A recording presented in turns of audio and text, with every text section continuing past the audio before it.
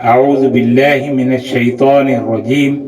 بسم الله الرحمن الرحيم. نحمده ونصلي ونسلم على رسوله النبي الكريم. أما بعد، السلام علیکم ورحمۃ اللہ وبرکاتہ. معزز ناظرین و سامعین اکرام، آپ دیکھ رہے ہیں ہمارے چینل فیضان اسماء حسنہ کو. میں ہوں آپ کا میزبان صوفی مجاہد علی.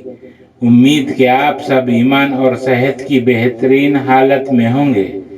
قصص القرآن، قصص الانبیاء، قصہ حضرت سیدنا یوسف علیہ السلام کا قسط نمبر 28، پارٹ نمبر 28.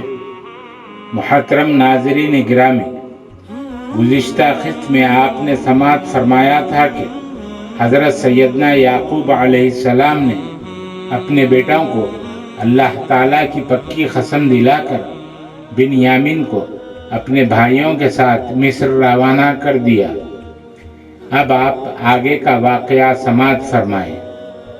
حضرت یعقوب علیہ السلام نے اجازت دی اور پھر یہ قافلہ حضرت یوسف علیہ السلام کے سامنے حاضر ہوا، اور حضرت سیدنا یوسف علیہ السلام نقاب ڈالے ہوئے تھے. بھائیوں کی تواضع کی اور بنیامین کو اپنے ساتھ بٹھایا. بنیامین نے حضرت یوسف علیہ السلام سے کہا، میرا ایک بھائی تھا جسے کہا جاتا ہے کہ بھیڑیا کھا گیا ہے، اور والد اسی غم میں نڈھال ہو گئے ہیں. پھر حضرت یوسف علیہ السلام نے اپنے آپ کو بنیامین پر ظاہر فرمایا اور کہا کہ میں تمہارا گمشدہ بھائی ہوں، اب تم کچھ فکر نہ کرو. بنیامین نے کہا، مجھے اپنے پاس رکھ لیجئے، میں اپنے بھائیوں کے ساتھ نہیں جاؤں گا. یہ گفتگو درباریوں نے سن لی اور بادشاہ کا پیالہ بنیامین کے غلہ میں رکھ دیا گیا، اور پھر آواز دی، اے قافلے والو، بادشاہ کا پیالہ گم ہو گیا ہے، اور تلاشی لینی شروع کر دی. تلاشی کے بعد بنیامین کے سامان میں پیالہ مل گیا. سب بھائیوں نے کہا، ہم چور نہیں ہیں، ہم پر غلط الزام لگایا گیا ہے. ہمارے والد ضعیف ہیں اور پہلے ہی ہمارے ایک بھائی کے فراق سے رنجیدہ ہیں. ہم نبی کی اولاد ہیں. اگر آپ ہمارے بھائی کو ہمارے ساتھ نہیں جانے دیں گے تو ہم ایسی بددعا کریں گے کہ اہل مصر ہلاک ہو جائیں گے. حضرت یوسف علیہ السلام نے بھائیوں کی بات نہیں مانی تو یہودا دربار میں کھڑے ہو گئے اور دعا پڑھنے لگے.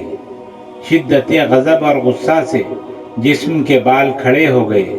اس وقت حضرت یوسف علیہ السلام نے اپنے لڑکے افرایم کو کہا کہ دیکھو، وہاں جو آدمی کھڑا ہے وہ تمہارے تایا ہے. تم پیچھے سے جا کر ان کے جسم کو چھو کر آ جاؤ. حضرت یوسف علیہ السلام کے صاحبزادے گئے اور ان کے جسم کو ہاتھ لگایا. جیسے ہی بچے نے ہاتھ لگایا تو یہودا کا غصہ و غضب جاتا رہا اور پکار اٹھا، یہاں اولاد نبی کون ہے؟ ان 10 بھائیوں میں سے ایک بھائی نے کہا، تم جا کر سارا ماجرا والد کو سناؤ. میں یہاں رکتا ہوں اور میں یہاں سے اس وقت تک نہیں جاؤں گا جب تک والد کا حکم نہ آئے یا اللہ کا حکم نہ آئے. بھائیوں نے جا کر حضرت یعقوب علیہ السلام سے سارا ماجرا سنایا تو حضرت یعقوب علیہ السلام نے کہا، میں صبر و شکر اختیار کرتا ہوں اور اللہ سے قوی امید رکھتا ہوں، وہ ہم سب کو جمع فرمائے گا. 42 سال تک حضرت یعقوب علیہ السلام کی آنکھوں سے آنسو بہتے رہے. بصارت چلی گئی، حد سے زیادہ کمزور ہو گئے. پھر حضرت یعقوب علیہ السلام نے بادشاہ مصر کو ایک خط لکھ کر بیٹوں کے حوالے کیا۔ حضرت یعقوب علیہ السلام نے خط میں لکھا کہ ہم اہل بیت انبیاء سے ہیں، میرے دادا ابراہیم اور میرے والد اسحاق ہیں، اور یوسف کے گم ہو جانے سے میں رنج میں ہوں۔ ہم اہل بیت نبی نہ سارق ہوتے ہیں اور نہ سارق اولاد پیدا کرتے ہیں۔ اگر تم بنیامین کو واپس کر دو تو بہتر ہے، ورنہ میں تم پر ایسی بددعا کروں گا جو تمہارے 7 پشتوں تک اس کا اثر ہوگا۔ حضرت یوسف علیہ السلام نے خط پڑھا اور تخت پر رکھا اور بھائیوں سے پوچھا، تم نے یوسف کے ساتھ کیا سلوک کیا تھا؟ پھر والد کو خط کا جواب لکھا، اے شیخ، آپ کا خط ملا اور میں نے پڑھا۔ آپ نے اپنے معزز و مکرم آبا و اجداد کا ذکر فرمایا ہے اور ان کے بلاؤں پر صبر کا ذکر فرمایا ہے، تو اب بھی آپ انہی کی طرح صبر کا مظاہرہ فرمائیے۔ حضرت یعقوب علیہ السلام نے خط پڑھا تو فرمایا، یہ خط کسی بادشاہ کا نہیں ہو سکتا ہے، یہ تو انبیاء کی طرح کا خط ہے، یقیناً وہ میرا یوسف ہی ہے۔ حضرت یوسف علیہ السلام نے چہرے سے نقاب اٹھا کر بھائیوں کو دیکھا تو بھائی پہچان گئے، اور پھر انہوں نے کہا، یہ تو ہمارا بھائی یوسف ہے۔ اور سب بھائی تخت کے قریب آئے اور معذرت کا اظہار کیا۔ حضرت یوسف علیہ السلام نے معاف فرما دیا اور پھر اپنے بھائیوں سے کہا، یہ میری قمیص لے جاؤ اور میرے والد کی آنکھوں پر ڈال دو، ان کی آنکھیں روشن ہو جائیں گی، پھر تم سب مل کر میرے پاس چلے آؤ۔ محترم ناظرین گرامی، حضرت یوسف علیہ السلام کا کرتا لے کر قافلہ مصر سے نکلا۔ ادھر حضرت یعقوب علیہ السلام نے فرمایا، مجھے یوسف کی خوشبو آ رہی ہے، اور جب وہ کرتا حضرت یعقوب علیہ السلام کے چہرہ مبارک پر ڈالا گیا، حضرت یعقوب علیہ السلام کی بصارت واپس آ گئی۔ پھر 100 اونٹوں کے قافلے کے ساتھ حضرت یعقوب علیہ السلام مصر کے لیے روانہ ہوئے، اور جب مصر کے حدود میں پہنچے، حضرت یوسف علیہ السلام نے استقبال کیا اور پھر اپنے والد کو لے کر شہر میں داخل ہوئے اور اپنے والدین کو تخت پر بٹھایا، اور سب بھائی سجدہ میں گر گئے۔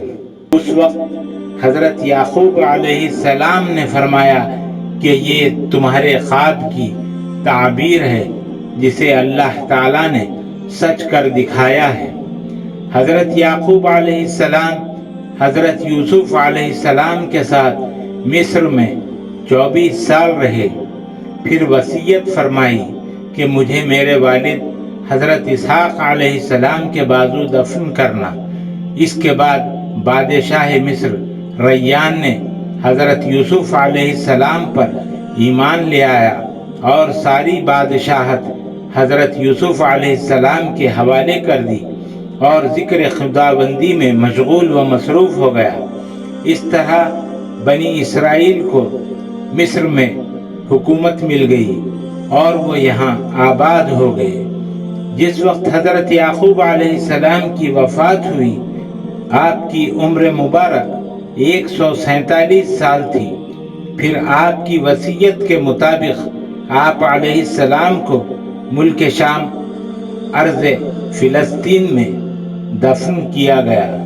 اس وقت حضرت یوسف علیہ السلام حضرت یعقوب علیہ السلام کے تابوت کو لے کر مصر سے شام پہنچے۔ اس وقت حضرت یعقوب علیہ السلام کے بھائی یسوع حضرت عیسی کا انتقال ہو گیا۔ دونوں کو ایک ہی مقام پر رکھا گیا۔ پھر حضرت یوسف علیہ السلام مصر واپس تشریف لائے اور 23 سال تک بادشاہ مصر رہے اور 120 سال کی عمر میں وفات پائی۔ حضرت سیدنا یوسف علیہ السلام کی وفات کے بعد ان کے چاہنے والوں میں اختلاف پیدا ہو گیا۔ مصر کی عوام کا آپ سے محبت کا یہ عالم تھا کہ ہر کوئی چاہتا تھا کہ سیدنا یوسف علیہ السلام کو ان کے محلے میں دفن کیا جائے تاکہ انہیں خیر و برکت حاصل ہوتی رہے۔ آخر میں اہلیان مصر اس بات پر راضی ہو گئے کہ آپ علیہ السلام کو دریائے نیل میں دفن کیا جائے تاکہ دریا کا پانی آپ کی قبر مبارک کو چھو کر گزرے اور تمام مصر والوں کو اس سے فیوض و برکات حاصل ہوتے رہیں۔ آپ علیہ السلام کے جسد مبارک کو شمشاد سے بنے ہوئے تابوت میں رکھ کر دریائے نیل کے درمیان میں دفن کیا گیا۔ پھر 400 سال بعد جب حضرت موسیٰ علیہ السلام مصر سے تشریف لے چلے تو حکم خداوندی ہوا کہ حضرت یوسف علیہ السلام کا تابوت بھی ساتھ لیتے جاؤ، اور پھر بیت المقدس میں حضرت یعقوب علیہ السلام کے قریب دفن کیے گئے۔ آپ علیہ السلام کا مزار مبارک فلسطین بیت المقدس میں ہے۔ ناظرین گرامی، اختصار کے ساتھ حضرت یوسف علیہ السلام کا قصہ بیان کیا گیا۔ یہ تھا وہ قصہ جسے اللہ رب العزت نے قرآن مجید میں احسن القصص کہا ہے۔